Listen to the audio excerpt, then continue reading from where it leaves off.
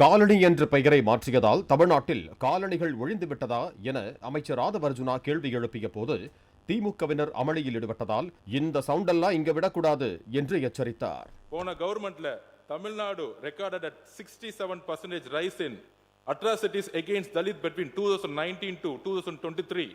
The highest increase in the country according to the report by the National Campaign and Dalit Human Rights Commission. இது வந்து நாங்க சொல்லல, NCDHR சொல்றாங்க.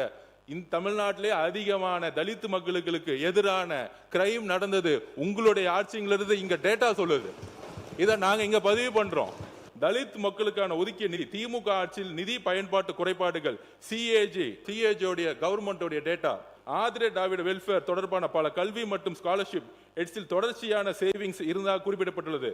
2021-22 மட்டும் SC/ST girls literacy institute 6.67 கோடி saving, abroad scholarship for SC/ST students 5.31 crore savings, higher education special scholarship ரூபாய் 5.58 கோடி savings, அப்புறம் SC/ST ஸ்டூடெண்ட்ஸ் எஜுகேஷனல் அசிஸ்டன்ஸ் ரூபாய் 7.24 கோடி சேவிங்ஸ் போன்ற தொகைகள் பதிவு செய்யப்பட்டன.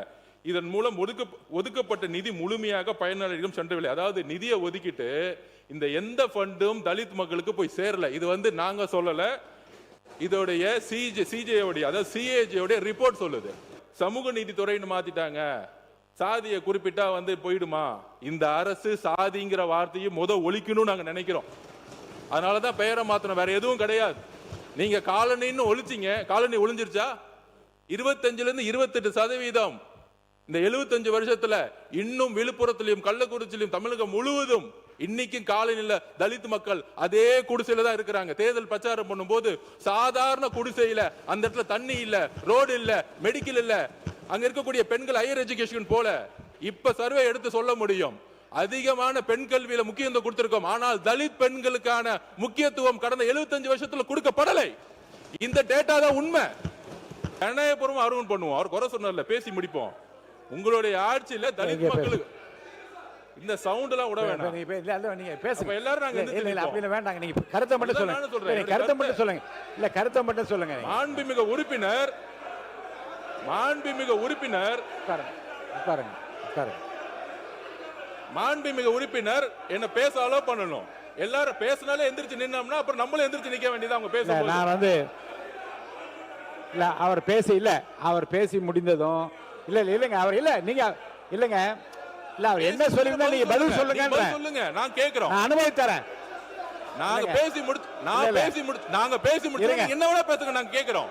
இல்லங்க 75 ஆண்டு காலமாக இப்படிப்பட்ட குடியிருப்புல இருக்கக்கூடிய பெண்களுக்கு இன்னும் அடிப்படை வசதிகள் இல்லைன்னா ஒரு கருத்து சொல்ல இருக்குன்னு நீங்க சொல்ற கருத்தை அவர் பேசி முடிச்ச பிறகு சொல்லுங்க. எங்க என்ன இருக்கு உங்க கருத்துக்களை பதிவு பண்றது அனுமதி தரேன். நான் ஆதாரபூர்வமா தான் பேசிட்டு இருக்கேன். சொல்லுங்க. மாண்புமிகு சட்டமன்ற உறுப்பினர் 7 நிமிஷம் பேசிட்டு இருந்தாரு, நாங்களும் இப்ப சவுண்ட் போட்டோம். இல்ல வேண்டாம், அப்படி சொல்லக்கூடாது. நீங்க விடுங்க, நீங்க கருத்தை மட்டும் பேசுங்க. நாங்கள் இருங்க, உட்காருங்க. இல்ல நான் பேசும்போது ஏன் சவுண்ட் கொடுக்குறீங்க? இல்ல அது வேண்டாம், நீங்க விடுங்க. நீங்க என்ன பார்த்து சொல்லுங்க, நீங்க பதில் நீங்க பேசுங்க, தொடர்ந்து பேசுங்க. நீங்க எதிர்கட்சிகள் சொல்லக்கூடிய குற்றச்சாட்டுகள் நாங்கள் பதில் சொல்லக்கூடிய சொல்லுங்க. அந்த காலனின்னு பேர் மாத்தினால தலித் சகோதரர் இருக்கக்கூடிய ஏன் சென்னையிலே 40% ஸ்லம்ஸ் தான் இருக்கு. சென்னையில இருக்கு. நான் கூட்டிட்டு போவேன். நான் நார்த் மெட்ராஸ் ஃபுல்லா 60% ஸ்லம்ஸ் இருக்கு. தமிழ்நாடுல நார்த். இதுல என்ன தவறான தகவல் யார் சொன்னா?